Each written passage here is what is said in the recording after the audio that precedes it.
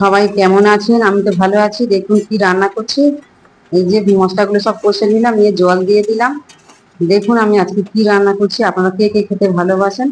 এই যে মাছটা, যে লোটে মাছ বলে, বিভিন্ন জনে বিভিন্ন নামে ডাকে। যাই হোক, এরকম গোটা গোটাই রান্না করব। সমস্ত মশলা কষে নিয়ে এরকম গোটা গোটা দিয়ে দিয়েছি, এবং গোটা গোটাই মাছগুলো থাকবে। মাছটা প্রায় হয়েও গেছে। এবার আমি নামিয়ে নেব মাছটা। কে কে খেতে ভালোবাসেন বলবেন। এটা আমাদের কর্তামশার একার জন্য করেছি।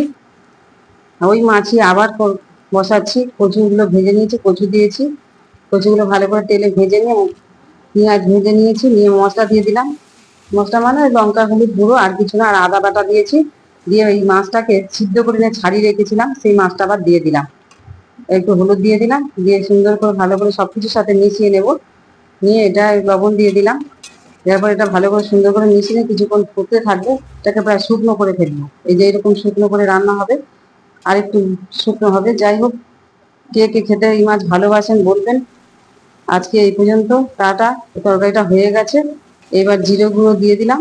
দিয়ে এবার আমি নামিয়ে নেব।